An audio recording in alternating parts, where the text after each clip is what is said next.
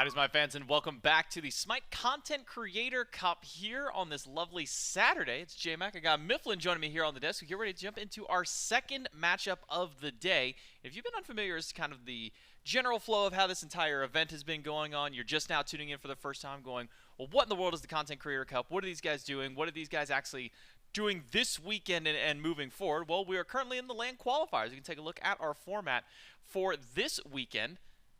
It's all going to be EMEA, and that's for Europe, Middle East, Africa. I always have to remind myself exactly what the acronym for that one stands for. But we have 3 teams coming in this weekend, all competing in a best-of-3 round robin today. And then we'll be taking our top 2 teams from today and going tomorrow for a best-of-5 grand finals with only one of those teams, one of the 3 total from this weekend, going to our LAN in just a few weeks after that. And then we'll be coming back next weekend to do North America. But as I mentioned, they get a chance to come out to LAN. That's kind of one of the big highlight ones. On top of that, a charity donation to the charity of their choosing based off how they seed at the LAN event just a little bit later down the road. They get to come out here and get a tour of the Titan Forge Studios, get some exclusive access to the behind-the-scenes content for SMITE 2 development, as well as some additional loot and goodies available. Now, again, that's for the top 4 teams, of which one of those will be coming from this weekend here in the EMEA qualifiers. Mifflin.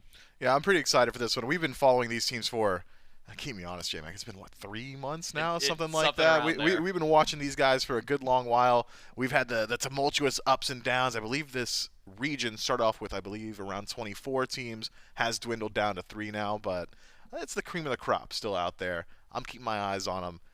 I think I have a personal favorite going forward. The Team Davey having not taken a single set loss, I'm thinking they might just be able to continue that. Team Davy's been doing really good, and we'll also get to see a little bit of Team Davy a little bit later, though, because we can take a look at our schedule for the rest of today and what you can expect for tomorrow. Team Davy did manage to pull out a 2-1 win over Team OtherTheAnother, which for OtherTheAnother now coming back for round number 2, but this time up against Team Seagyll. That's how the round robin works for these ones. So Davy gets to take a little bit of a break, kind of sit back, watch this match, and maybe gather a little bit of intel on who they are going to have to face off against with Team Seagyll later. Team OtherTheAnother needs a win here, though, to try and keep their chances alive to move on to tomorrow, because a loss here pretty much just solidifies that it would be Davy and Team Seagyll moving into our second round tomorrow. But with some extenuating circumstances, I think, seeding as it is, there's some potential for some tiebreakers later today. I could see some tiebreakers. I think if OtherTheAnother wins here and then Seagyll wins after that one up against Davy, we could potentially see a 3-way tie where some tiebreakers have to kind of pop in. So there's a lot that could happen. So for OtherTheAnother, if they want to keep their chances of going in and playing the next round tomorrow, want to make sure they can get themselves a win today. Team Seagyll also want to try and put their best foot forward here in their first matchup of the day. Yeah, so if we want to avoid some tiebreakers, things should go essentially according to seeding as it has been throughout the week. But if you're a real big fan of tumultuous situations where everybody's competing and vying in best of ones, maybe hope for some upsets going forward. Keep your eyes peeled.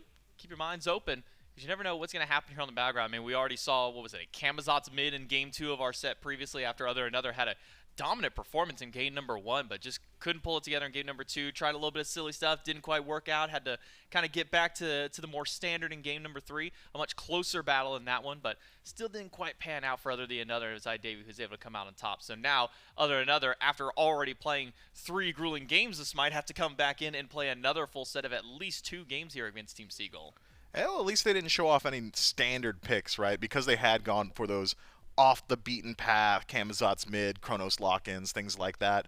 Maybe they've got some more standard selections they can just pull out and not have to worry about having banned out. Yeah, I mean, probably the only one that really stood out, that felt like it needed to be banned from game number 1 on Team OtherTheAnother was probably the Vulcan. I believe it was a 13-0 start. Or maybe I think it has actually 14-0 right at the very end of the game. Either way, want to make sure to maybe keep that Vulcan out of OtherTheAnother's hands if you're fighting up against him this time. But with Seagyll taking first pick, a lot of stuff up on the table with a lot of the changes that have come in from the 11.5 update, the bonus balance. The meta has shifted quite a bit here, Mifflin.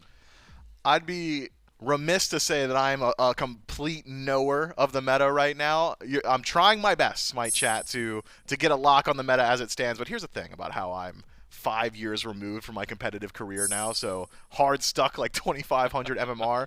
I'm trying. I caught a whiff of a big boy game one time, and then I lost 400 MMR immediately afterwards. So if you guys want me to wax poetic about what my MR range elo looks like and what the meta is there, I can. But for these guys, I think playing at a little bit of a higher level, I'm just going to have to watch and learn today. Yeah, I think one thing that we've also kind of picked up from a lot of these teams is there is the kind of quote-unquote established meta, what you see at your top level of ranked play. And these guys are just like that step below where like they can play that meta, but they're also just really good at whatever it is they want to play. And so if somebody like OtherTheAnother wants to play a Camazotz mid, they're just going to play a Camazotz mid and not care. Cthulhu hasn't really been that much of a meta pick, but with the change in Seagyll now being able to be built by Guardians, we've been seeing them kind of pop up a little bit over there. So who knows, maybe this Cthulhu being a first pick will be a big shot for Seagyll, but that's to be determined. One of your favorite gods for a while to try and kind of get a nerf bat his way, but still seems to be popping up here, though. Mifflin, get a little bit of the Kuzenbo action. And I was successful, by the way, in all those meetings and all those arguments I had with all your favorite designers. Kuzenbo has been nerfed a few times since he was at the absolute top of the pecking order, but still finds himself in a very comfortable position, high damage output, great area control, and legitimately just one of the most annoying gods to deal with. Do I want to hit him? Not really. Is he going to hit me? Yes, and I can't stop it from happening. This is an interesting lock-in, though. I have been a huge proponent of post-buff Charybdis being maybe the best hunter in the game right now. Having CC immunity on the pre-fire of her third ability makes her nearly impossible to kill, and I felt like she was already nearly impossible to kill, so she's ever approaching impossible. Yeah, all the changes to Charybdis just really smoothed out how well this character feels and how safe and just how powerful it is in the duel lane. I'm surprised we haven't seen more Charybdis, but not only do you have the Charybdis, you've also got Yamoja and Cthulhu to back this one up. So if it was tough to kill Charybdis before, it might even be more difficult to do so now. So instead, Team OtherTheAnother feel like they're kind of slanting a little bit more towards a late game style composition. Kuzenbo, Shibalanke, Baba Yaga, another one that takes some time to scale up. We'll have to see where OtherTheAnother kind of goes with this, because right now, not really seeing a major bridge from this early game to that late game just yet, Miff. I mean, with the game pacing as it was in the previous set, it could be we're just looking at a non-confrontational early game into, all right, we'll all handshake agreement, show up at 20 minutes at a relatively even state. And if that's the case, this is a really strong scaling composition already from Team OtherTheAnother. Seagyll on the other side, I think has a little bit more potential to play aggressive, at least in the duo lane.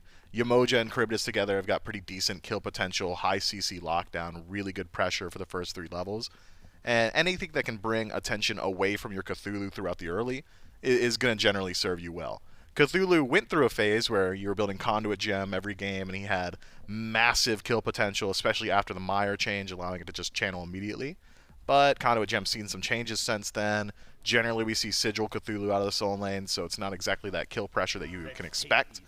Instead, he's just, I'm going to farm up, I'm going to be the OG Cthulhu, I'll see you in the absolute latest portion of the game, and then I'll heal my team while simultaneously throwing out 50 knockups and tons of damage as well. So, not exactly there for the early. What is there for the early is that a Wheelish. She'll get you there. Yeah, Wheelish now for Team Seagyll, and with plenty of easy opportunities to try and get one of those pulls, knock somebody through a Riptide, easy pull back there. Cthulhu in that ultimate transformation, just throw down that giant AoE from his second ability, a nice easy pull there for the Wheelish. Opposite side, though, for OtherTheAnother, going for the Fafnir, and I'll be honest, Miv, it was probably, God, I want to say it was like season 10 some odd whenever Fafnir got the huge buff to his ultimate, last a minute in that dragon transformation. I thought we were going to see Fafnir just return in full force into the dual lane. Didn't really see a whole lot of light. Now in more recent patches, makes him a little bit more fluid and gets that extra little bit of a gold bounty whenever he lands those abilities onto enemy gods. And we see a bit of a rise of Fafnir here. And a big change, I think, that we haven't seen too often is the ability to proc in-hand effects with the Dragon's Breath. Telkines, Demonic, things like that just now do so much more damage when you're in that dragon form, especially with Coerce on top of it, that I was expecting to see things like Fafnir solo or maybe even Fafnir mid, these aggressive style picks. But for the most part, I think the gold change that you bring up is the most impactful change to him. Just having that additional source of gold on every single god hit means that you can take him into the support role and kind of keep up and farm with everyone else on the map. Yeah, especially when you're in that dragon form, you get the coerce onto multiple people, and then all of them are starting to proc the damage from there and really stacking up that extra gold bounty. Want to see how well this one does. And then locked in finally is a Naja for Team OtherTheAnother. might be able to help a little bit of that early game. So get that setup there for the Baba Yaga, get the setup there for the rest of the team. Try and, I guess maybe more than anything, burn some of the beads away so that way this Kuzenbo, this Fafnir can start landing some of those crucial CCs, or vice versa, where it's the Kuzenbo and the Faf burning the beads. That way when you get to late game and you have Naja, maybe building a glass cannon style could just one-tap one of these carries. Yeah, I don't know, though. Are we seeing too many glass cannon junglers recently? It feels like it's Blackthorn Hammer into another HP infusion. Maybe I'll pick up a Titan's Bane if people are getting a little tanky. Otherwise, you can keep going down that Bruiser path. So we'll have to see how Naja elects to build. Easy target for Naja in that Agni, but otherwise don't really want to fight into the Awilish in the early game. Ganking dual lane seems miserable because of how much CC immunity Charybdis has. You can burn her beads, but good luck putting her in a position where she's going to be forced to use beads. Having CC immunity on pre-fire of her third ability, as well as CC immunity on the ultimate, means that she's probably just going to walk away from the majority of the engagements she doesn't want to take. So I expect to see a whole lot of Naja in mid. Yeah, I was about to ask, where was the best place for this Naja to go, and I think you gave a great answer for that one, which would be this Agni. No CC immunity in the kit, so we'll have to burn beads anytime that sash lands or the threat of the ultimate there, but looking at Baba Yaga Naja versus an Awilish Agni in that mid lane 2v2 early on, just feels like this kind of goes early game advantage towards the side of Team Seagyll just because of how strong Awilish is in that one. If this Naja ever runs into the Awilish in the jungle in these first few levels of the game, is this one that the Naja can win in that matchup? It depends on a lot of conditionals. In a blank space, in a void, Awilish is going to win just about every single 1v1 up against Naja, at least for the first 5 or so levels. But could get lucky. Maybe there's like one mid camp still there, and you got a ring bounce that's bouncing multiple times on the Awilish, or maybe you catch her unaware. Generally, it is just if there's a camp that can tank a ring bounce for you. But there are situations where Naja can fight back, but really you're just not keeping up with Awilish's damage throughout the early. Depending on build, I've seen Awilish go for Jotun's first item pretty consistently. If it's Blackthorn Naja on the other side, he's probably going to win the auto attack trade just by the raw HP infusion, but There's a world where he just gets ran down by Awilish over and over. You just get such a large amount of HP from that Blackthorn. I think it's, like 400 HP you get for that item now at this point. It's absolutely crazy just how tanky you get to be with that item and still get a decent amount of damage with it. So that's why we've been seeing so many junglers kind of go towards that style of path. We even saw Medusa ADC with it in the previous set as well, just showing off that you can still have a little bit of tankiness and still be able to do some decent damage. So we'll be keeping our eyes on that item over the course of the game. Maybe which of these kinds of gods start to pick that one up there. But what'd you pick up? This is a marked card. I don't know why anyone would mark the 9 of diamonds, but remind me never to play cards with you guys here at hi-rez. This is messed up, dude. This is not my deck of cards, I will say. Yeah, I wouldn't claim it either. I don't know whose deck of cards this is. Why is it marked, actually? Yeah, I mean, someone really wanted to know about the 9 of diamonds. Well, I really want to know how this game is going to go. So let's just go ahead and jump right into game number 1 between Team Seagyll and Team OtherTheAnother and see how things get to kind of kick off at the very beginning. It's again J-Mac, Mifflin, and Doug joining you here for game number 1. Average CUDA on the Naja is going to be going in towards the Cudgel tree. So a Blackthorn start from the Naja, a little bit of that extra HP and power. Going to be missing out on that CDR most likely that we're going to be seeing at least Gagovsky really prioritize into with that Jotuns. Yeah, I mean, you get a little bit, but not nearly as much. Will be Bumbas for both junglers as well. Thought maybe we'd see a little bit more Eye of the Jungle, things along those lines, but instead, keeping with that old standard Sigil for both soul laners and then just standard selections across the board. Benevolence for La Revolution is slightly different than the standard, but still just a decent stat stick for supports and has some great upgrades a little bit later on. I'll be keeping my eyes on these junglers. It feels like both of them have the potential to set the pace for this game. But the only concern I really have is, and I know I already said the Awilish wins the 1v1 up against Naja, but I was expecting to see at least a beads in that first relic slot. Once you take over to level 5, if average CUDA finds Gagovsky just slacking in the jungle, could be a pretty easy pickup. Revolution takes a lot of damage. Walking up just trying to delay OtherTheAnother's team from getting into lane immediately. Don't think it really even pay off much for them either. Still full wave available to them. Dutcher on the Agni, going to get the nice full wave clear quick and early. Hit that level 3 point, a very important spot for your mid laners to achieve this early in. In fact, there's always kind of that question, that debate, did your jungler get there too early? You can usually tell if that mid laner hits that level 3 or not after that first wave. See if maybe a 2v2 wants to actually break out. Krakowski going for some poke up against the Baba Yaga, but instead, poke is being returned right back to the enemy. Those potions already getting some decent damage.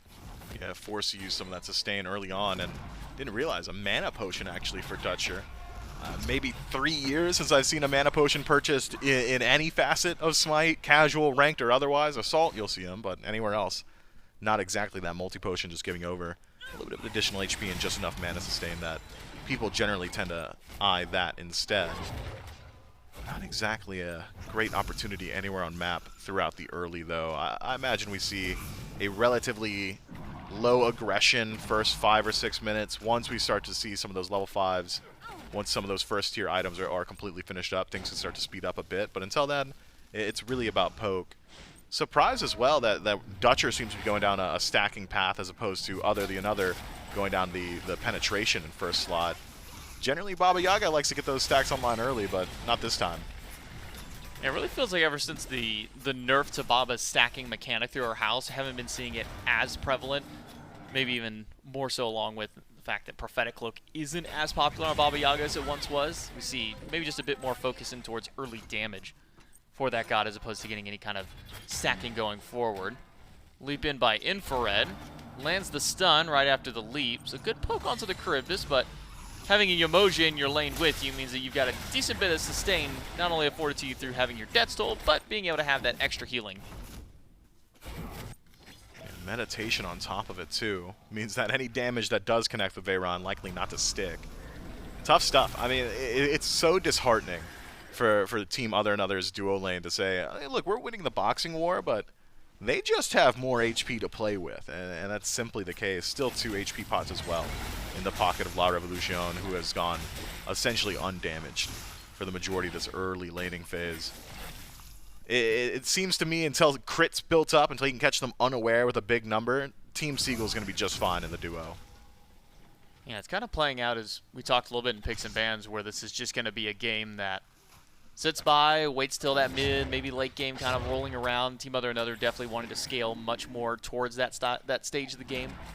And when you have a Seagyll Kuzenbo, a Baba Yaga, and then a Shibalanke as well, they really wanted to bank towards the late game. And they're playing just cautiously enough to do so. Still trying to get some poke out there when they can, but not overstepping at all. So it feels like a bit of the onus is on Team Seagyll to maybe get a bit of that early lead going, because fighting into what OtherTheAnother's comp has late game, not the hardest, but also not an easy task. Having that sustain from the Yamoja, the Cthulhu as well, 2 great frontliners, might make it a little bit easier for them.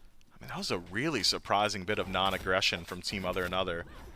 La Revolution essentially 1v3s on the enemy purple buff, just seeing if he could find a bit of a wacky steal. Had nearly 0 Omi to his name, while average Kuda was already level 5 on that side of the map, but no aggression from Team OtherTheAnother. Happy to just confirm their own camps and reset back to neutral. Maybe they were worried there was a few more enemies nearby, considering how aggressively La Revolution was positioning. But with the bird's eye view, we on the casting desk can tell you nobody was there to help him out. A sash likely would have led to a kill. Instead, though, just going to go ahead and find all their farm. Don't really lose out on anything. La Revolution not successful in its invade. Things are looking rough, man. There's not exactly a whole lot of aggression happening on map, but Team Seagyll is starting to really stack up a significant lead. Pulling ahead in gold XP as well, about 1,000 and 1,500 respectively for those two. Interesting first item from Klino. Going into magic defense, not surprising when you're going up against, another Guardian in your lane, but seeing that it's the Oni Hunters as opposed to something like Genji's Guard might be what's kind of surprising me a little bit more. I mean, still a solid item, but not usually something we see run in that first slot. No, generally you want something that's going to help you out in the boxing matchup, too. You can see Seagyll going for exactly that. Just a raw power infusion with a restored artifact has the option to move in towards either a massive power infusion or a little bit of CDR with Chronos Pendant. Likely going to be that Chronos Pendant there. So Klino, even though he's got a good deal of mitigations to play with, probably not going to be really winning out in the boxing match on his own, and he's not double dipping on defense. So if Gagovsky shows up, we'll do a whole lot of damage to that Kuzenbo. Bull Demon killed by Team OtherTheAnother, so a little bit of ward vision for the next 60 seconds. And get a little bit of nice gold in the pocket. If Team OtherTheAnother decides to go for some of those wards, but instead just let them go back towards their side of the map and farm up. We've been seeing a bit of a drop in wards placed in these first 15 or so minutes ever since that objective did hit the map, or maybe a bit more strategic with where the wards are, to where they have to play maybe a little bit deeper to try and take some of those ones out. We've also seen, because of it as well, the drop in Eye of the Jungle that throws the free wards down on the map whenever you kill those camps, so this Bull Demon, not the easiest objective, but a nice little potential kill for Gagovski if he wasn't fighting into a Kuzubo. Press that 4 and Watery Grave right away. Yeah, that's tough. Seagyll not able to get into that tower before Gagovski does, so Gagovski forced to fall back there. And Klino just hits that Watery Grave and makes himself scarce. It's tough, man. He gets ravaged in that lane, though. I mean, it looked like the work of some sort of wild animal, or maybe several wild animals, but it's still a Willish coming up empty-handed. Chronos Pendant Cthulhu with Sigil. I mean, he's got Mana Sustain. You can't act surprised. I told you where we were going. Well, I mean, do you think it was going to be Rod? You didn't believe me? No, it's still just weird. It's not that I don't believe you. It's still just weird seeing it. Like Guardian solos with Chronos Pendant feels like a Lamogao special almost. Now seeing it, played by Seagyll, it's just bizarre. That's a throwback. I haven't thought about Lamogao in quite a while. I think that it's an interesting response to the changes to the Mire, and I know it's saying the changes to the Mire when the change is so old, but not having to channel both ticks of that ability and having it more often, probably pretty useful. I mean, you can see here, just he's going to control every single bit of the totem. There's not really anything that Klino can do to slow that down, and we haven't seen any real rotations from average Kuda towards that soul lane, so it's not as if Seagull's really concerned about getting defense in that first slot. I don't mind it. I think Chronos Pendant just fine to go there. We haven't really seen a whole lot of average Kuda yet. Maybe getting a little bit active in this fight. Emoji Ultimate keeps 3 away. Transformation out of Infrared leaps in, finds the stun onto Dutcher, and pulls those beads away. 170 seconds now on the Relic for Dutcher on that Agni. Great little transformation from Infrared to pull that Relic away from the mid laner. I think Gagovski got baited by the transformation animation from Infrared. You kind of float up a little bit when you transform into the dragon, and Gagovski was trigger happy with the gravity surge, tosses it out, doesn't really get much done, and another fight fizzles in the center of the map. This one a bit more expensive, I'd say, for Team OtherTheAnother, losing out on that transformation from Infrared. Fafnir early game, base stance, I'm not afraid to say essentially worthless in a team fight. Transform into the dragon, you're looking pretty good, but that's not going to be available for a while. That's Team Seagyll going for the Bull Demon. We'll drop that one off, so a nice little 1-1 trade of that objective. Remember, that one spawns in up until 15 when the Fire Giant takes its place.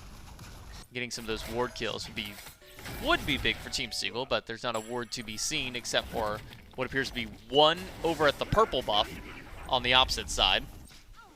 Soul Lander's having a little bit of fun over by the Meteor on the ground. Naja Ultimate gets some one person, but Dutcher with the bailout to try and keep his teammate alive, and a Riptide makes it so difficult to chase out of Yamoja. Bead's not necessary for Dutcher because there's no follow-up after that Sash land, so Team Seagyll able to bail themselves out. And as we approach 10 minutes in, a little bit of fighting to be had, but no blood spilled just yet. Yeah, it seems like Team OtherTheAnother thought that fight was going to be a bit more. Ladris even making that rotation, I believe, loses out on 4 minions of gold and 3 minions of experience just to his tower. Speaking of his tower, down to 50% already pre-10 minutes. A lot of pressure coming from Veyron, but having split a little bit more farm than his lane opponent has means that even with that pressure, it's still relatively even as far as experience is concerned, maybe about a half level favoring Veyron by now. Some fun laps coming from Klino.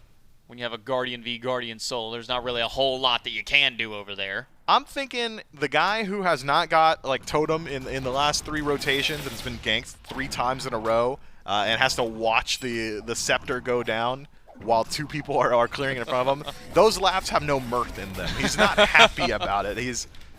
That laugh is like a "you need so much help" laugh, but it's not going great for Klino right now. That's the "this is fine dog in the fire" laugh. Because it's not fine, but he's just got to laugh through the pain.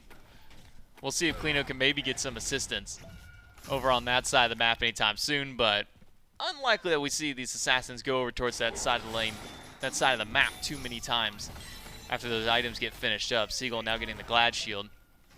And on the opposite end for Klino, going in towards that Breastplate of Valor. So getting that physical defense online, it's going to make it so tough for those assassins to really get much done over there without the help of more than just the assassins. Yeah, and so far, those assassins have struggled to find any sort of footing in the early game. Fortunately for Gagovski, a Wheelish jungle clear is just pretty fast, so 2-level lead already for him in spite of being triple goose eggs across the board. Average Kuda falling a bit further behind in farm at this point. I'm curious to see what that mace turns into. Generally, you expect something like a Jotun's, but with so much sustain on the side of Team Seagyll, maybe we're looking at a Brawlers in second slot. Could be seeing a brawl happen over here. 4 versus 4 for the Bull Demon of all things. Seagyll descends into madness just to now try and peel out the team, but he's going to need a little bit of extra help. Riptide, Revolution, not able to get out for now, but Kuda catches him with the sash, and the first blood of the game at 12 minutes goes to Team OtherTheAnother, and they might not be entirely done unless that stun had hit from Infrared. Then maybe we see a little bit more fighting, but seems that now will cease on the right side. Yeah, Gagovski and Dutcher were so close to that fight, but unwilling to assist their allies. A lot of damage to play with. Speaking of damage, Veyron showing his off. Gagovski finally decides to get active there and takes out OtherTheAnother on top of the Stygian Beacon.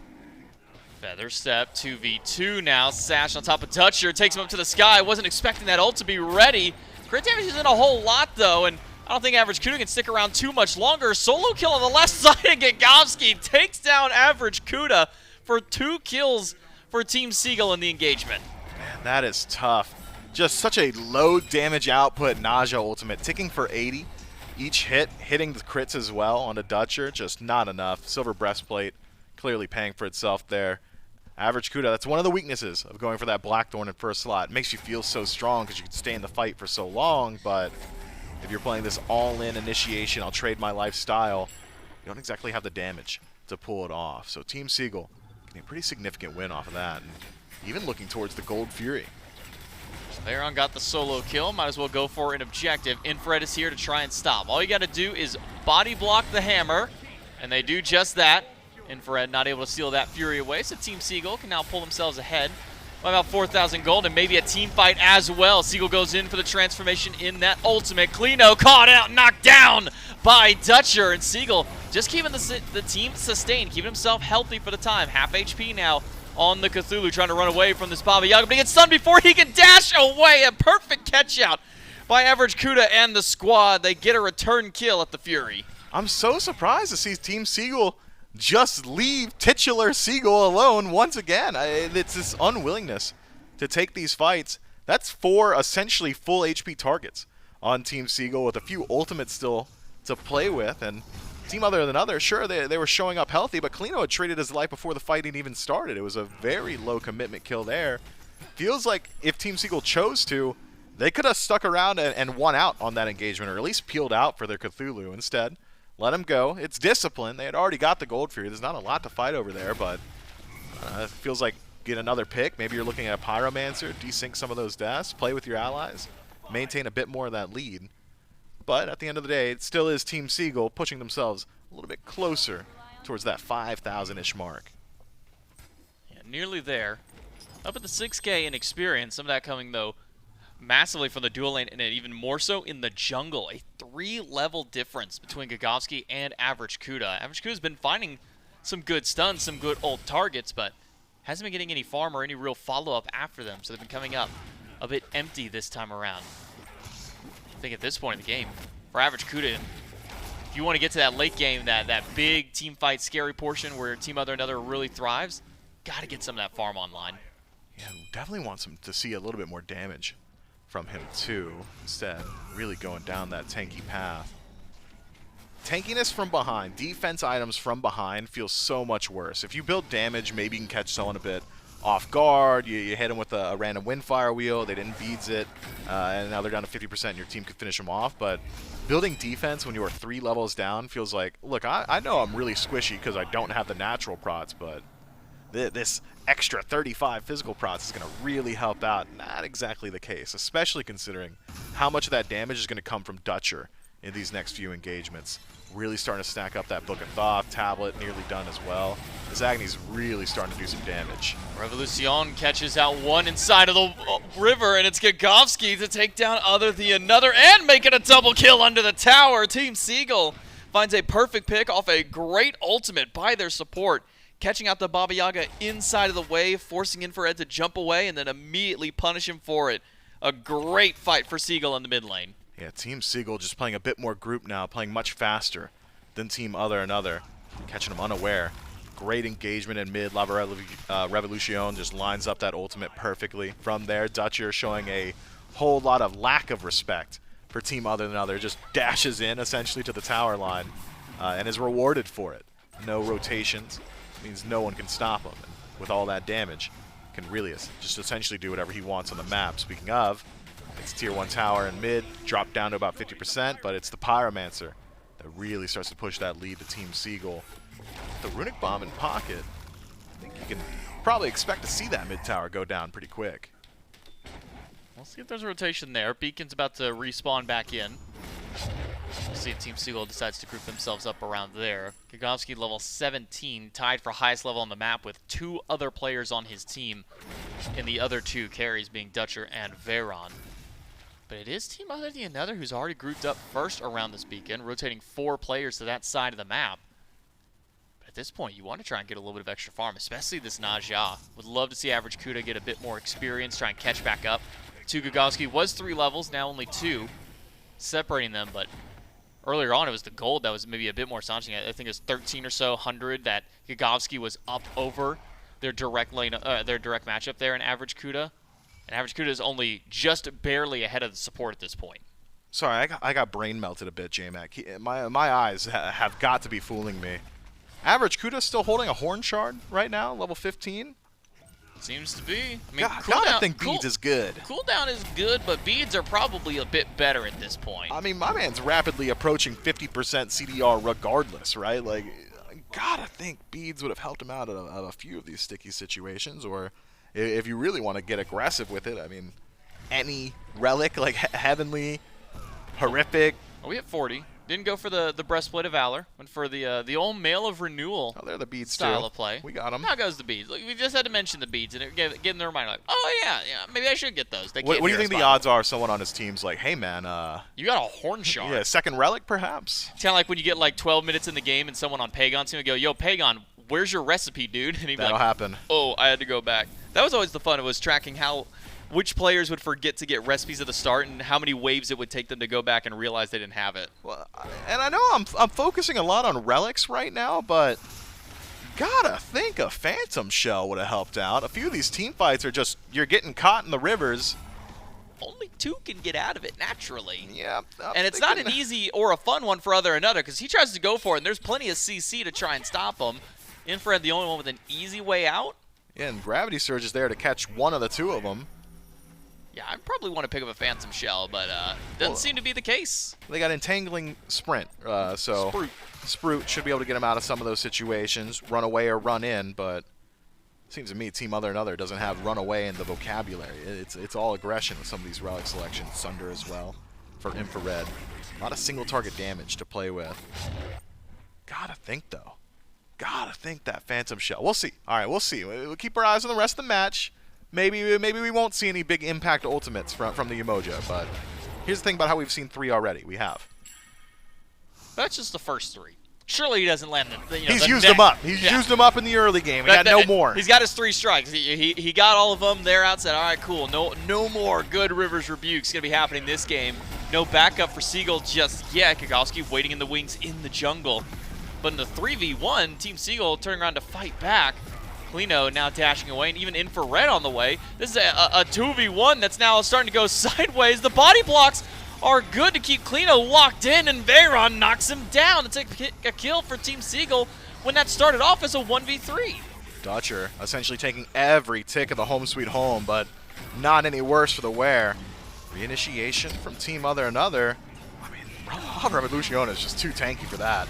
Gets stunned by the Fafnir after transformation. Cryptosoul doesn't find anything. Rivers Rebuke, well, that's going to separate 3 people from the team fight. And the backside, Lodris trying to get a little bit of damage. Beads now taken away from Veyron, but the Beads were just to save his life and pick up a kill after. Average Kuda now gone, and a Riptide just there to constantly beat pressure. Veyron with the double kill. A feather step in for Gagowski. Knocks one and pulls back the Dragon off of his leap.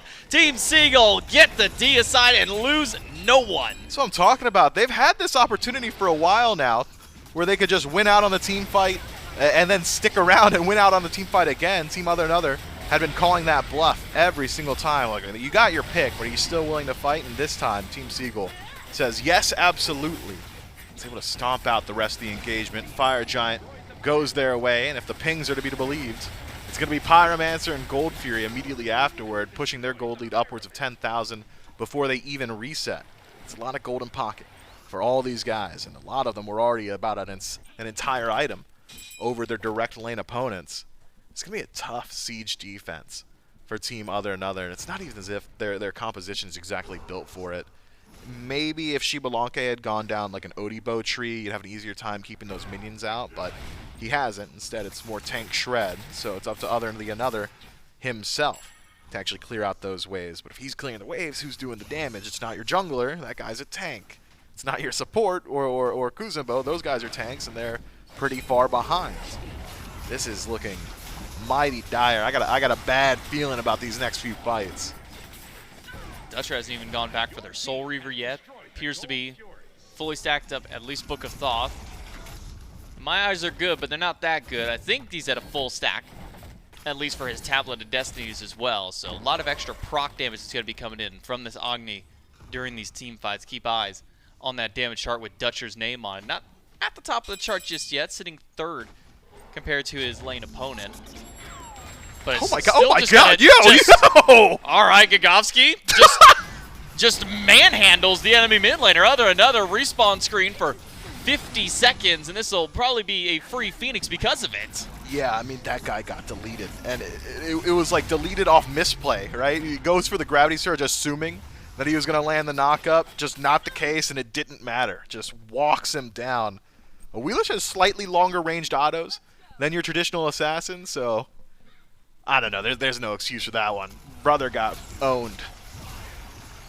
Now we'll see if OtherTheAnother's team can hold off on the Phoenix. Maybe not. Gagowski's just walking through the backline, beats the Sasher. Riptide throws a knock shot back before he can even get to the sky. Dutcher puts him down. Low HP on Infrared. Push from the Kuzumbo on Gagowski. Oh, it's not going to be enough. Lodris gets erased by Seagyll and the crew. OtherTheAnother is now back from respawn, but that Titan is at 30% health and going down fast. Veyron gets one kill. OtherTheAnother jumps to the backline, but it does not matter. Team Seagyll run through 24 minutes to close out game one. You know something has gone catastrophically wrong when a Kuzumbo can push a Wheelish into his team behind the Titan right next to his own fountain with his ADC with him, and not even do 50% of the Willish's HP bar. That was a one-sided stomp once the team fight started. But the writing was on the wall throughout the entirety of the early game. We might have gone 9-10 minutes without a single kill, but that didn't stop the gold lead from growing 1,000 every 2 or so minutes. I mean, by the time the first fight had happened, it was already a 3K gold lead for Team Seagyll. And that's kind of the downside of a lot of these teams that like to wait for this first blood to be 12, 15, 20 minutes in the game, is if one team has gotten far enough ahead, it doesn't matter if that first blood came 20 minutes later. They're already in the lead and can keep pushing that lead, and that's exactly what Team Seagyll squad is able to do. Game number one goes over to Team Seagyll, and we'll take it to a quick break. We'll come back for game number two.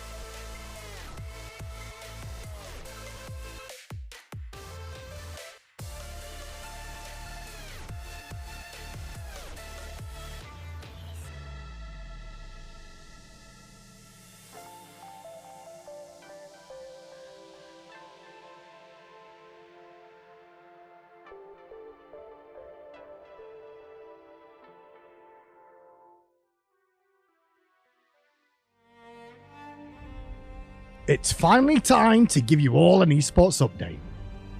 We're excited to announce our first attended live esports event of SMITE 2 will be at the HyperX Arena in Las Vegas, January 17th to 19th.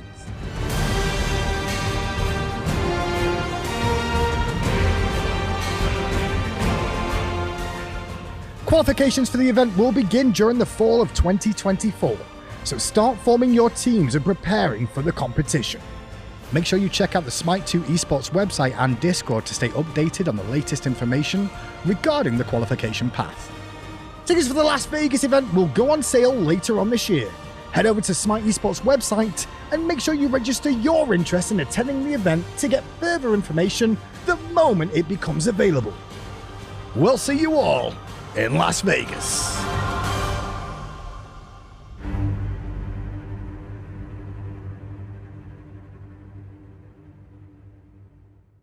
That's right, SMITE 2 Esports in Las Vegas, Nevada at the HyperX Las Vegas Stadium. Make sure that you go over to SMITEesports.com and check out all the information regarding the event, and maybe just keep an eye over there for whenever we drop updates throughout the regular esports time of year. I mean, what's better than SMITE 2? Well, SMITE 2 Esports. And what's better than just SMITE 2 Esports? Getting to play it and watch it live in front of an audience once again. So going back January 17th through 19th is when we'll be over in Las Vegas for the Founders Series LAN. So make sure, again, you go over to SMITEesports.com/Vegas to check out all the information.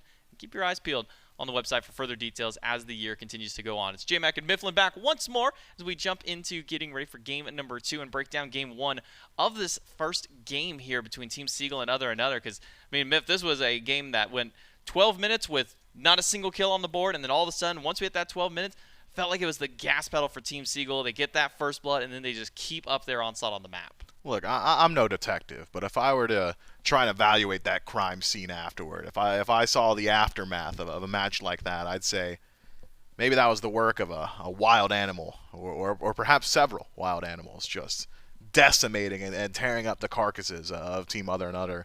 It starts early, too. I mean, not early in the kills. We already broke that down. It took about 10 minutes till we saw one of those, but it was early in that every single buff invade, every single neutral camp, every bit of farm on the map that was even remotely contestable generally went the way of Team Seagyll. And by the time they actually dug in their heels and decided to fight, the gold lead was roughly around that 3,000-4,000 gold mark. Good luck fighting into that. And I think the big thing that came into question was one thing that you had brought up, which was the lack of Phantom Shell up against this Yemoja. Criminal. To that point, La Revolucion already had a couple of really good Rivers rebukes, and then they just kept coming immediately after that. We said, okay, surely, 3 is all that he gets. No, he gets a big one over on the right side of the map in that solo lane team fight, which was just such an awkward team fight for OtherTheAnother to take after they were already losing the initial 1v, then 2v3 advantage that they had. And then they just try and keep the fight going when there's a Yemoja sticking around, when there's Veyron who rotates over on this Charybdis and just absolutely shredding through every single individual. It just felt like this was such a difficult match to fight into given the leads across the map. To speak completely candidly, J-Mac, and I know you've come to expect this of me. Oh, yeah. The decision to not purchase Phantom Shell, I would levy an allegation now against Infrared UK that he simply didn't want to win. That's the point where I'm at. You can't tell me he's gone through 3 team fights where he's got to watch the rivers crash onto his skull. Tons of water, literally metric tons of water, hitting him on the dome piece and said, I don't want to walk through that.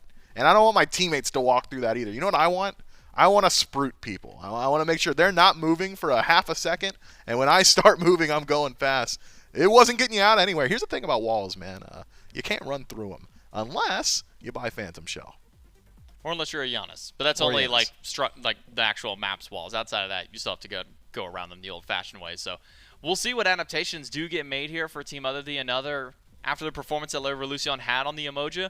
Might not want to let that one through, but maybe some of their mind goes to some of the more potent picks that they're more accustomed to. We saw things like the Thor, the Mammon get banned away on the opposite end here. So we'll see if maybe some of that jungle, maybe that mid-priority still stays there, or if we see maybe a bit of respect come over towards the side of Team Seagyll in this first ban phase. Yeah, I mean, that a Wheelish comes to mind as something I wouldn't want to run up against again. I was legitimately flabbergasted when I saw him walk down OtherTheAnother, the actual guy, not the player or team name, the actual guy himself for that last pick onto the Baba Yaga. Just 3 auto attacks and he was removed from the map. Maybe don't give him over that Awilish if we can expect more performances like that from him. Not only that, it just felt like OtherTheAnother's team composition was just exclusively scaled for late game. And unfortunately, they never got to a late game point. By the time they hit the 20-minute mark, they're already down 6,000-7,000 gold and have this Charybdis that is 2-3 levels up over their opposition. You have an Awilish that's 2-3 levels up. The Emoji at one point was also a good 3 levels ahead. I mean, when you're so far down in XP and gold at that point, it doesn't matter how late game of a composition you have. If you can't stand to fight throughout the early mid game, you're not going to have much to go there. So we'll see maybe what changes get made for Team OtherTheAnother here in our second game. Picks and bans very similar. Maman, Brigitte, Heimdall, and Thor going to get banned away on the side of OtherTheAnother. Team Seagyll will ban away the Vulcan, keep that one out of the captain's hands on the opposite side, as well as taking the Cthulhu and the Medusa, strangely enough, to be banned away.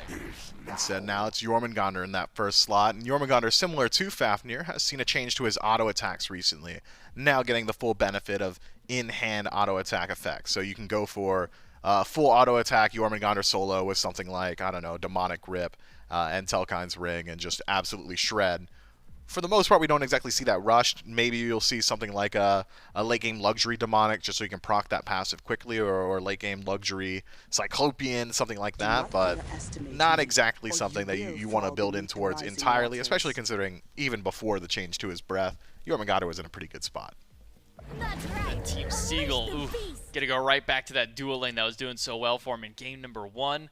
Already a tough top 2 for Team OtherTheAnother to have to fight into. Fortunately, there won't be that annoying front line of Cthulhu to have to deal with. That one banned by Team Seagyll initially out there, but OtherTheAnother responded to with a Pele Thoth combination. 2 guys we haven't seen as much of as of recently, but still powerful picks in their own right, Mifflin. Pele's the queen of the 1-for-1 trade. Go into the Volcanic Lightning and just stick to your target and pray that there's enough AoE damage that after you kill your one, you've done at least enough to the rest of the team that your teammates can follow up and make it work for them. It is surprising to see Pele and Thoth in response to the Emoji, though.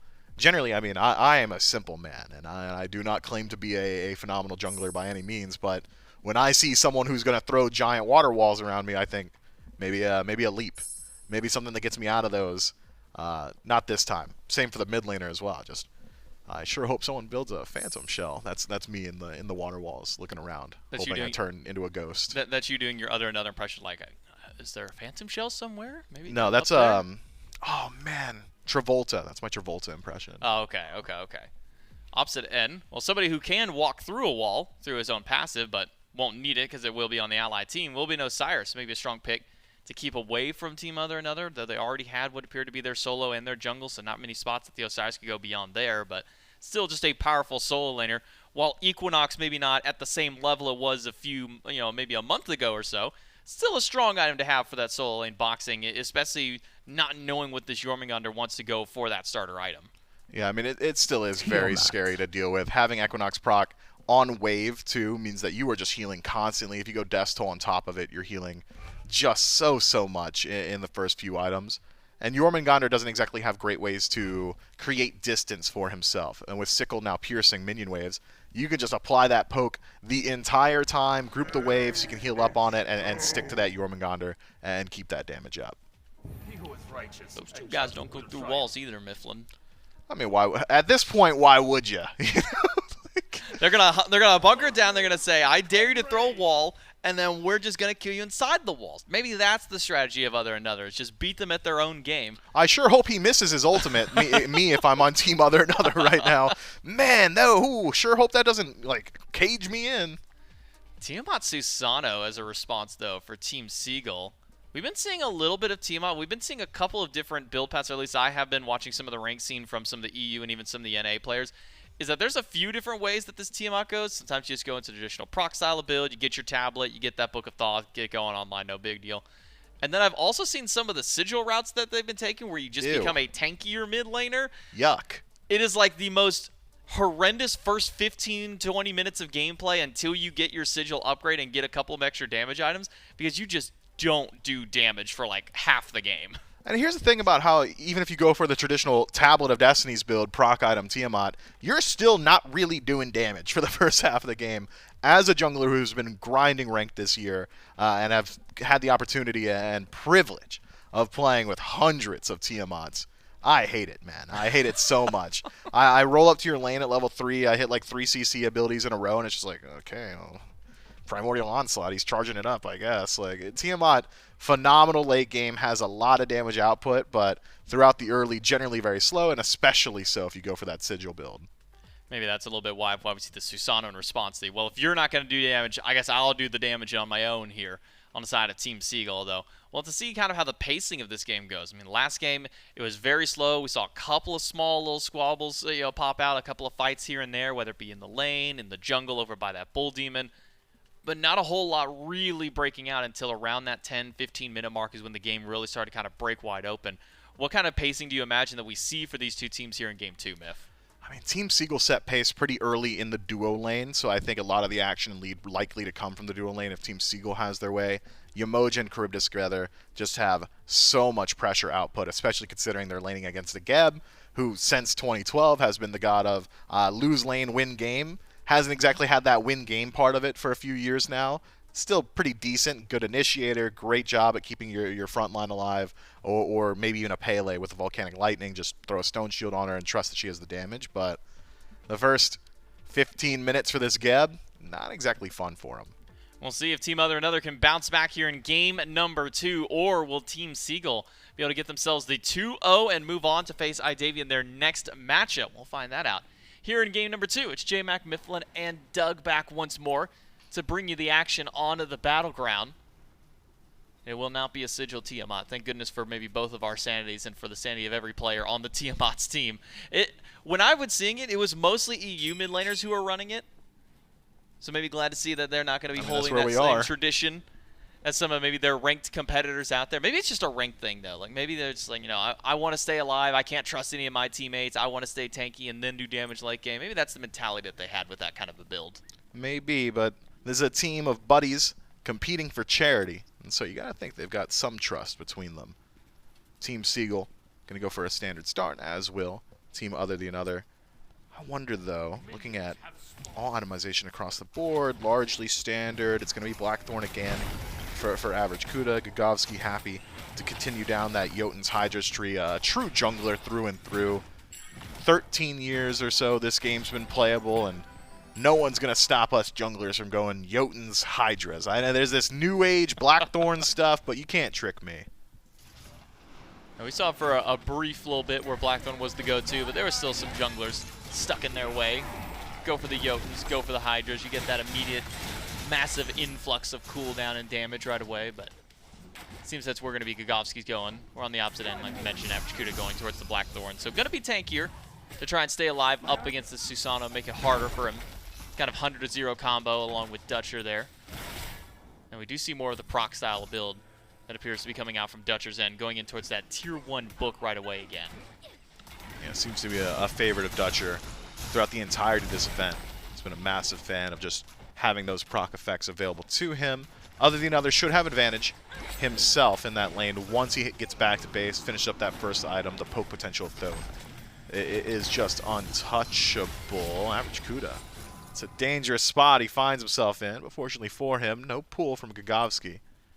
Means he should be able to make himself scarce, but where do you go from here? So low HP, you don't exactly want to fight over that mid camp. Instead, rotation over towards the soul lane, maybe? See both assassins heading over towards the solo. Try and fight over that Serpent. That one will go the way of Team OtherTheAnother. A little bit of a bailout from Klino. Needs a little bit more just to keep them away, but still fairly healthy, and with a tier 1 tower and extra caution backup, means Team OtherTheAnother aren't going to be too worried about the pressure Team Seagyll's putting out. Yeah, both mid camps still available. If those mid laners find the opportunity, excuse me.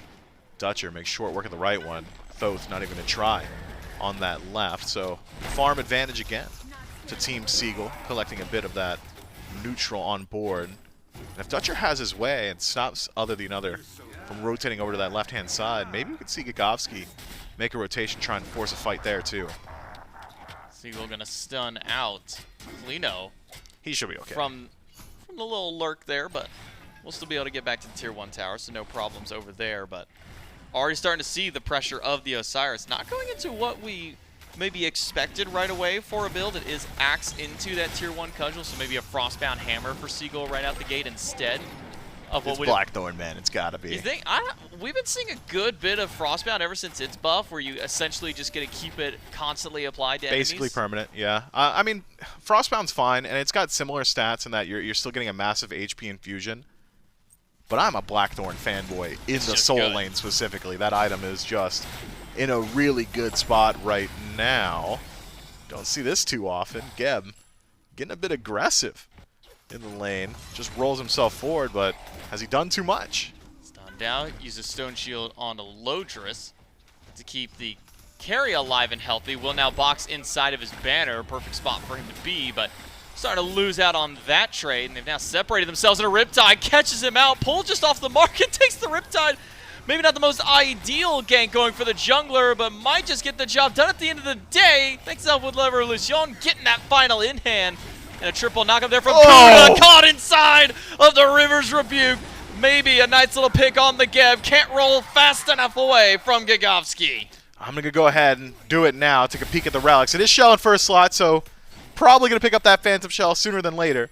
Infrared learns his lesson this time around. Unfortunately for him, nothing you're going to do about it the second he ticks over to level 5. Tough stuff. And that's Team OtherTheAnother, again, choosing to get aggressive themselves. That was an aggressive rollout from Geb into the enemy back camps, essentially, while their own camps were still available. So now you're in a position where your ADC doesn't get the farm from the green buff, purple invaded. Things looking not exactly great here. It's dire.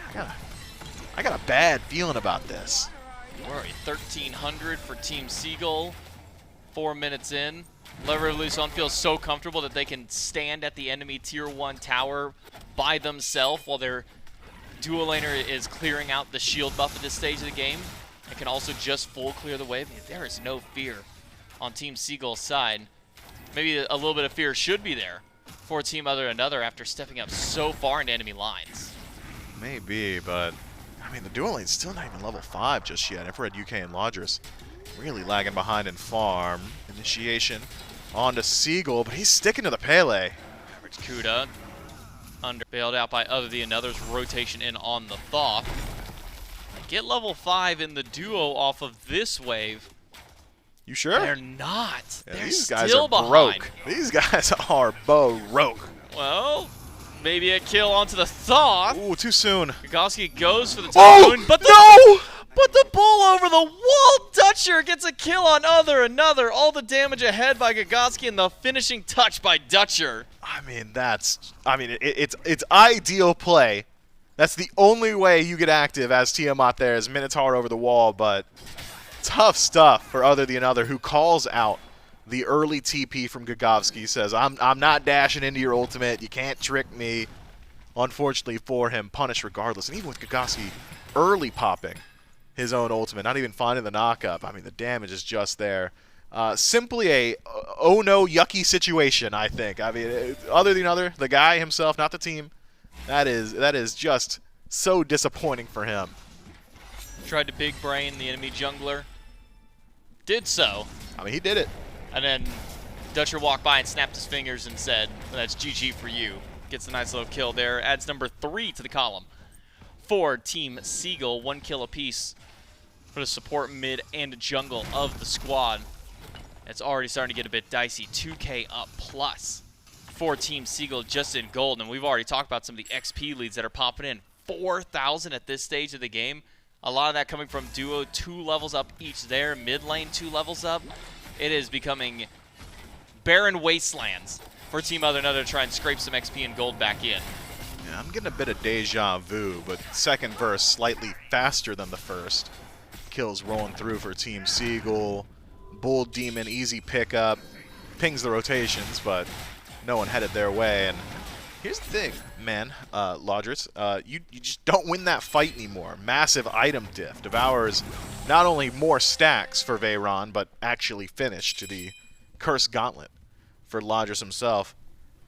Someone's going to have to bail out that duo lane if they're going to want a Hachiman at a reasonable time in this match. Team OtherTheAnother needs to send some sort of stimmy package over towards them. but I'm not even certain that average Kuda can do a whole lot. Gonna try and get some damage on the Emoja. 2, 3 ultimates used, and that will get the job done. River, though, catches out 2 of them. But no follow-up from Dutcher on the Tiamat to get any further than that. So at least 1 pick for Team OtherTheAnother, but as mentioned, it took all 3 ultimates to do so. That's Volcanic Lightning, that's that ultimate from Infrared as well, and that Final Judgment to help seal the deal there. Lodris, you didn't win the 1v1, you certainly don't win the 2v1. Gagowski, quick rotation to duo. I'm not even going to say to bail out Veron, just to help Veron bully his opponent. You know, I'm the type of guy, though, to be getting absolutely decimated in lane, and then the jungler shows up, and I'm like, you needed so much help, you know? I'm losing the 1v1 handily, haven't even landed an auto attack, but it's like, you needed the help, and it's a moral victory. Slows down 1, Typhoon gets a knock up onto Kuda, takes them down with the help of La Revolucion, now Infrared in the middle. Does not have that Cataclysm available. Triple knockup is nice, but not nice enough. Dutcher takes down Infrared. Gagowski able to get themselves out of the fight. Not quite there from OtherTheAnother to seal a kill. OtherTheAnother doesn't seem to be all too concerned with La Revolucion walking him down. Having a bit of fun jumping. Fortunately for him, Dutcher's left, because he would have just died and maybe still can. Playing with his food, I'd say, is Dutcher. Says, look, if you want to kill OtherTheAnother, do it yourself, and it nearly happens. La Revolucion finds all but one of his abilities. Maybe if you're Mojo in this position, you can go for a luxury damage item in 3rd slot. Like, you're feeling pretty tanky. Prophetic's getting some decent stacks on it. Why not? Why not just grab like a Divine Ruin or something like that?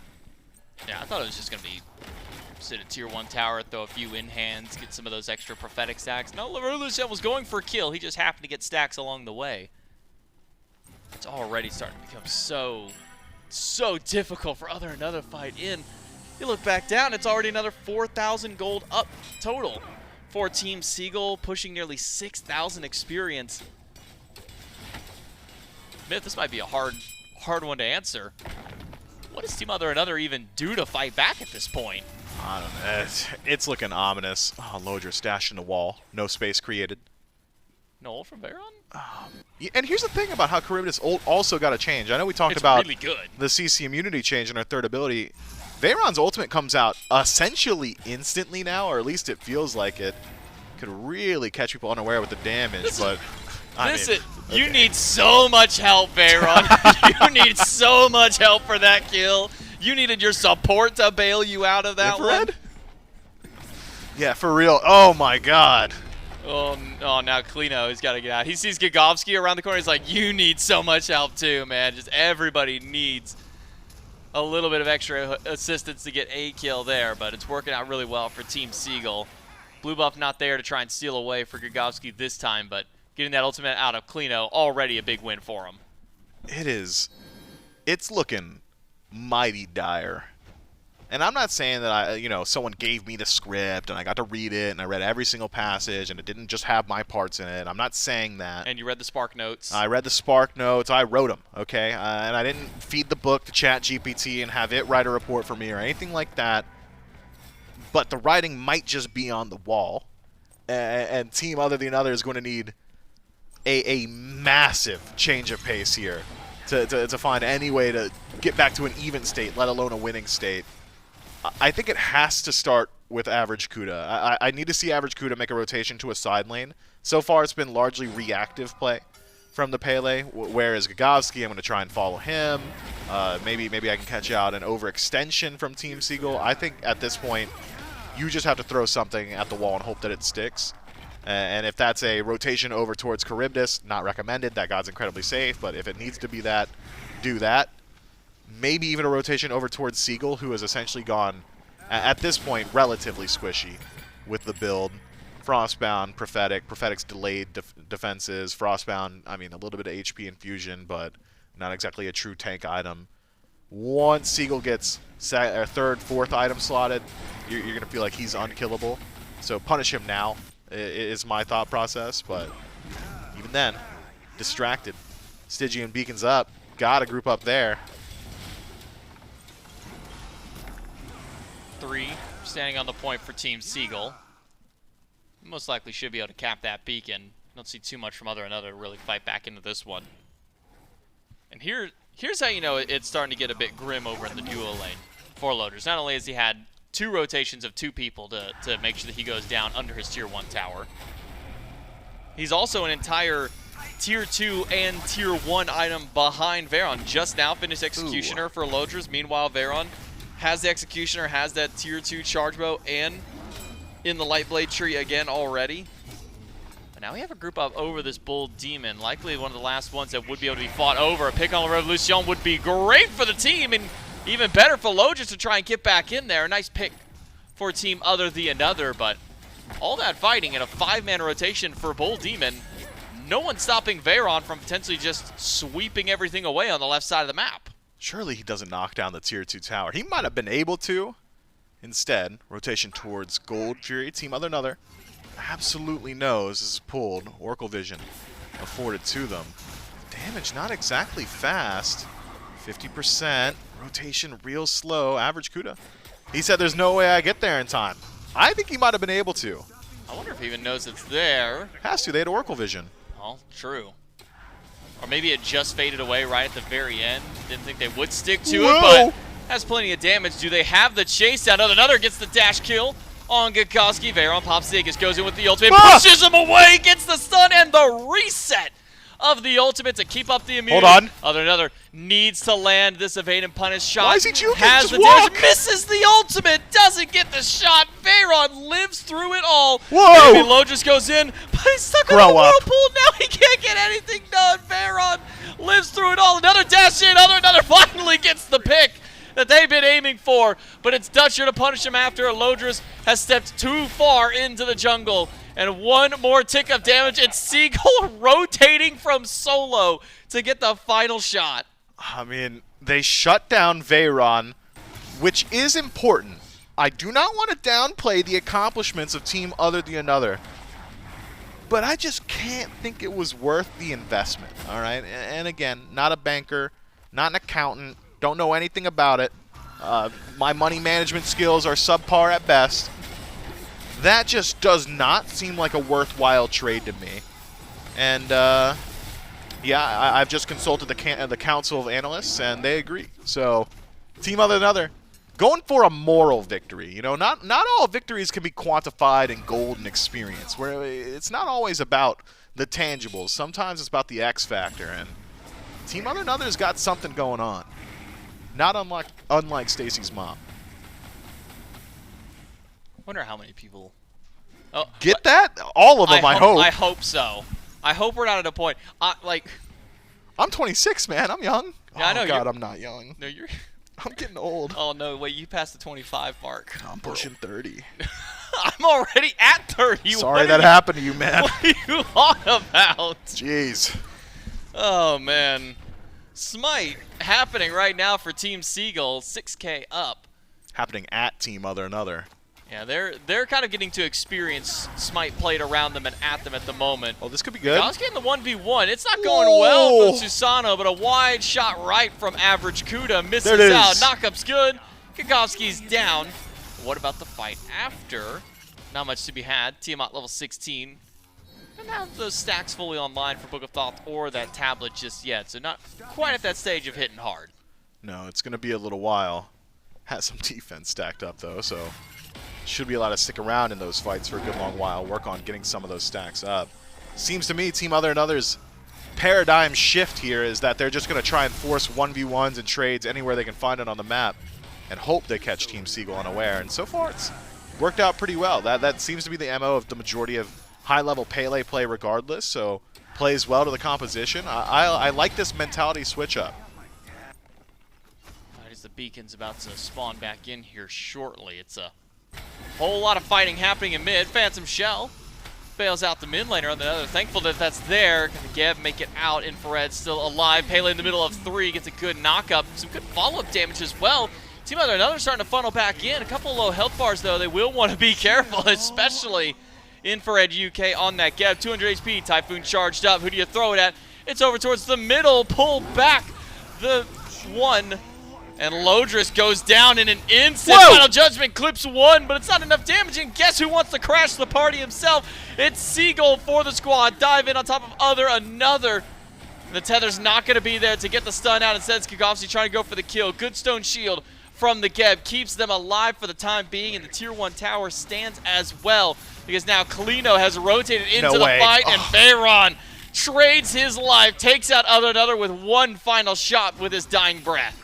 Man, gotta think OtherTheAnother could have like stayed a little bit further away, being the longest range god in Smite. Instead, barrel stuffs and pays the iron price there. Team Seagyll, 1 for 3 or 4. Excuse me, that was a long fight.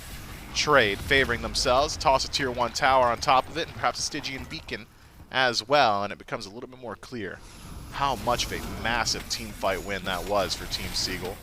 And that Tiamat, deceptive damage. Kalino is not exactly the tankiest man on the map right now, but you'd think he'd have a little bit more base magical defense just by nature of being a level 17 Guardian. Not the case. If Dutcher's nearby, Kalino might as well not be a tank.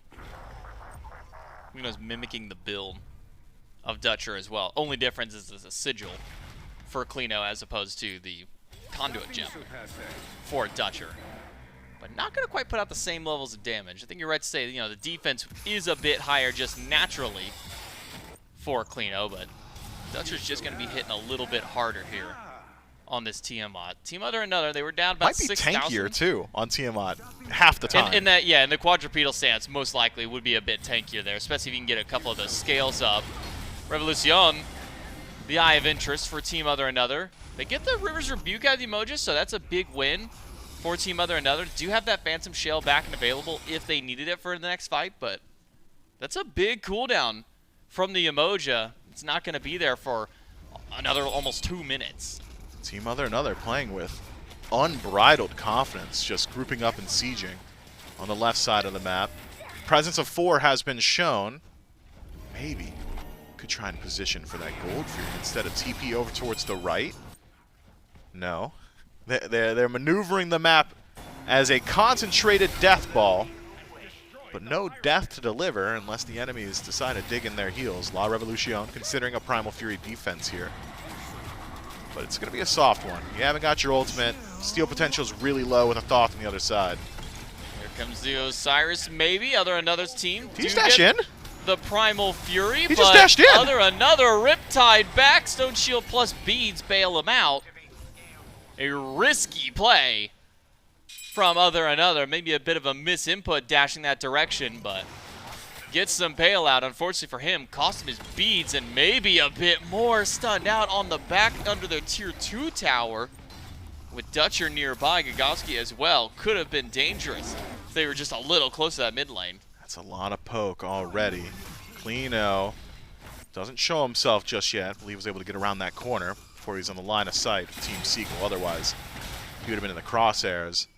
Team Seagyll, they're taking a casual pace to the late game this time around. I think with this kind of lead, though, a group up in a fire. Fear beads. Man. Fear beads from Lodris. Mans is scared. He just looked him in the eyes, and that was enough to scare him. I mean, not only is it a fear beads, but it's a late fear beads. So, like, he would have been boosh beadsing had he been hit, but it had already whiffed. Whatever, it doesn't matter. Point I was trying to make beforehand was Team Seagyll can just go group on Fire Giant and force a fight. And Team OtherTheAnother, having watched them play now for roughly 40-some-odd minutes, I think, are going to respond one of two ways.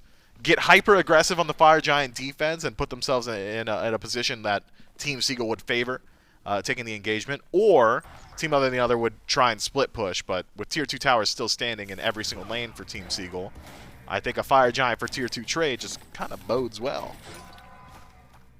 This is a very peculiar build path for OtherTheAnother. Oh, you don't like the Rod of Spear Tahuti of third Desolation, Charon's Coin, Rod of Tahuti, and then what should be a Staff of Mirrodin immediately after. You don't like all of those items individually? I do like all those items, but this is just maybe a bit bizarre to see them all onto a single character. I mean, you're going to be max percent pen cap. You're going to get that 40%.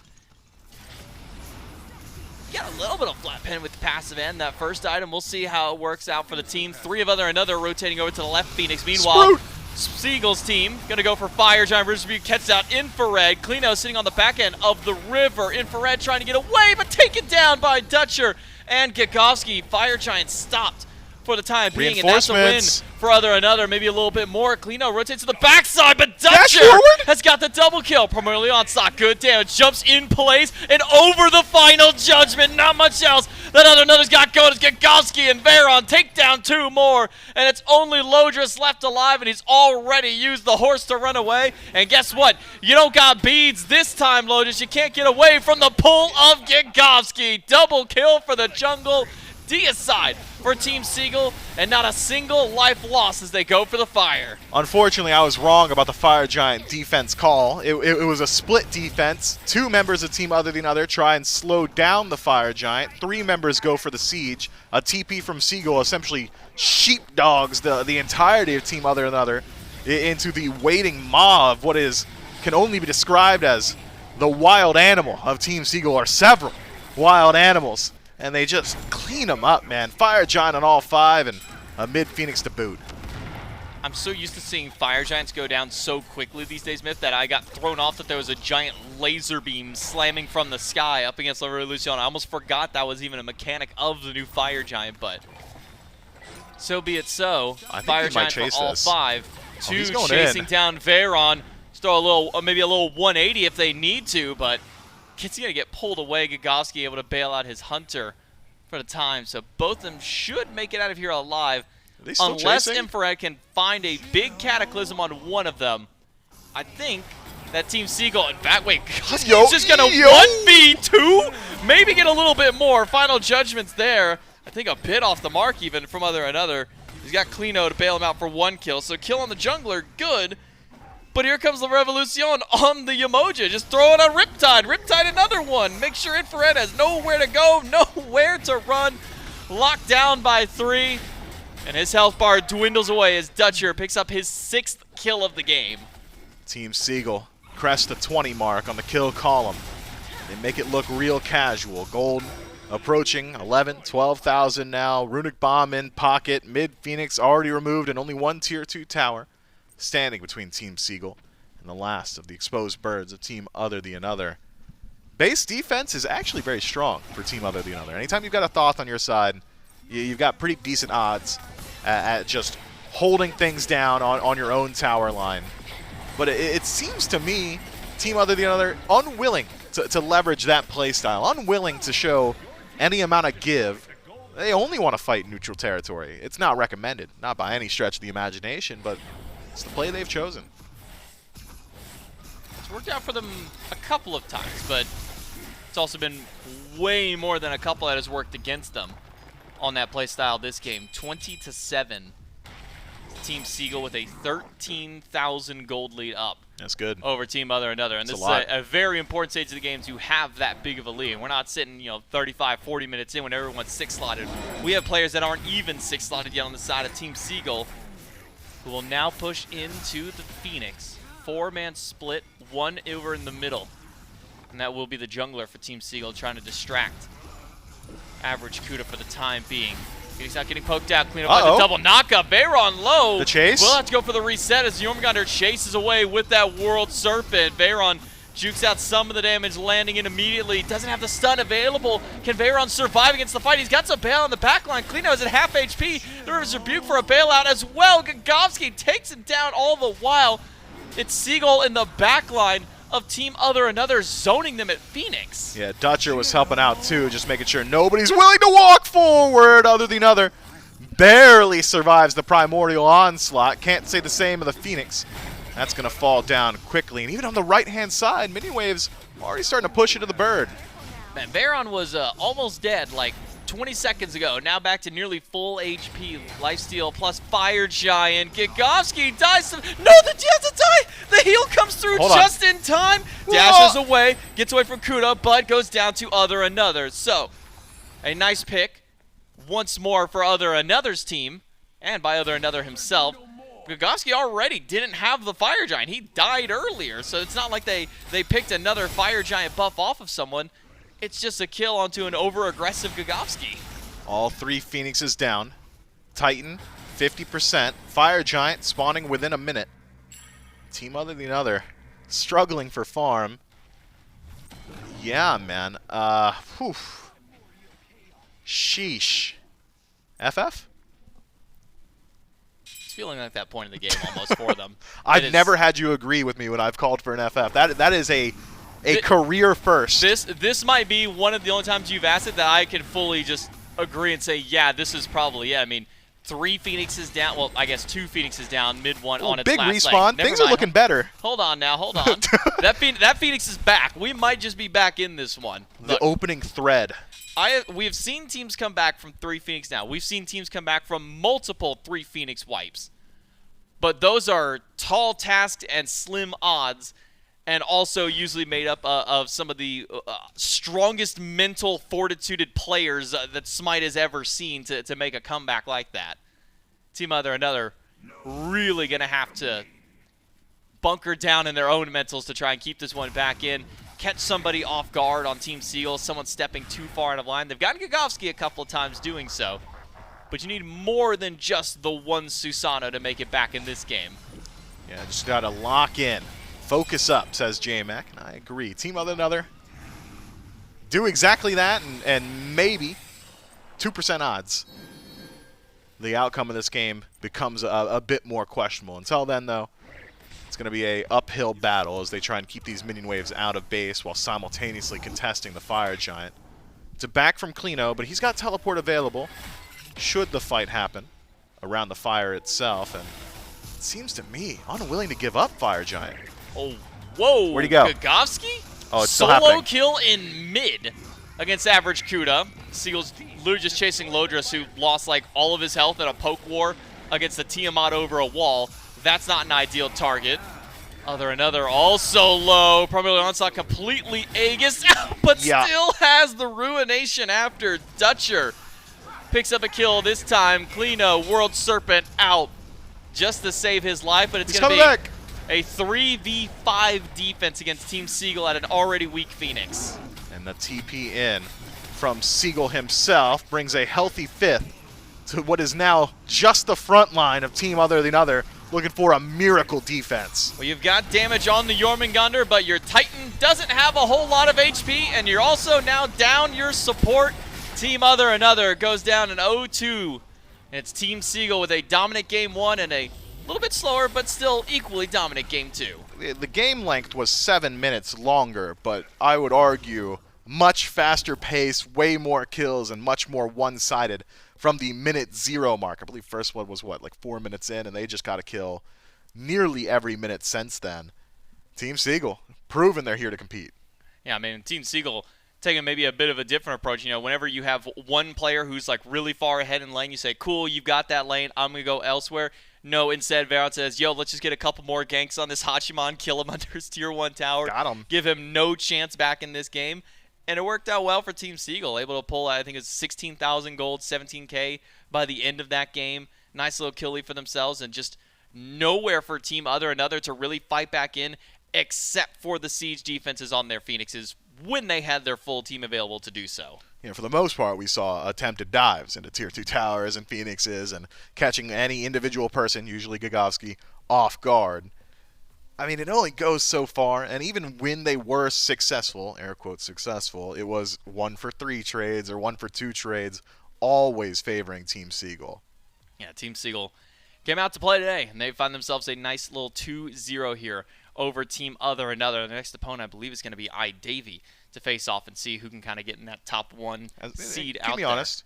Has that guy lost a set, like, in the entire run-up to this tournament? For iDavy? He hasn't. Bring the camera back. Give me the single. He hasn't. He hasn't lost any sets. Yeah, iDavy's just been kind of winning over the course of all of it. And stayed winning at least in game number 1, match number 1. We'll see if he can keep winning in match number 3. That'll be coming up in a little bit as well. But, I mean, Team Seagyll, they've now got a tall task to go up ahead because now they have to try and be the first team to deliver a loss to iDavy. Yeah, good luck. They've had plenty of opportunities to try. Maybe you catch them today. Maybe they're slipping. Mercury's in retrograde. The sun's been up for a really long time. Maybe it's supposed to be dark by now. I don't know. There's no windows in here. I just don't know. Now, there's not a single window in this room that can see the outside. I mean, we got like window doors to look out in the hallways, but we don't know if the sunlight is up over here or even over where they're playing at this point. Yeah, it is a dark day in EMEA for Team Other Than Other. Seagyll, though, he's having a good time. Yeah, having a nice one and a nice little win here in game number 2 as well. Again, much faster pace to start this one off. Only a few minutes to get that first blood, and then just constantly running through this duel lane. We saw the adaptation from Team Other Another. They said, all right, the emoji was trouble in game 1. We're going to get the Phantom Shell from game number 2. But it just wasn't quite enough because the Phantom Shell alone is not enough to save the squad. We do have the schedule for the rest of today and into tomorrow as well. Other Another goes down 2-1 earlier to iDavy, and now 2-0 for Team Seagyll to take the wins. That means our final matchup of today will be Team iDavy versus Team Seagyll. And then tomorrow will be a best of 5 between the first and second seed to see which team moves on to the LAN.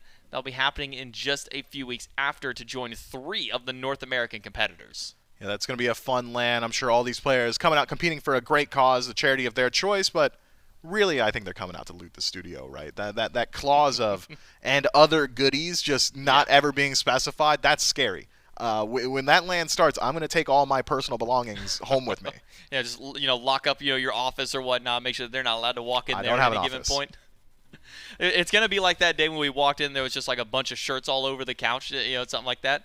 That's how it's going to feel for them. They're going to walk in and see, can I get that? Can I get that? I want this. I want that. We'll see. That was my phone. They just stolen off my desk, probably. Well, hopefully no one steals your phone, and hopefully you don't go too far because we still got one more set to go. We've got match number 3 between Davey and Seagyll right after this break.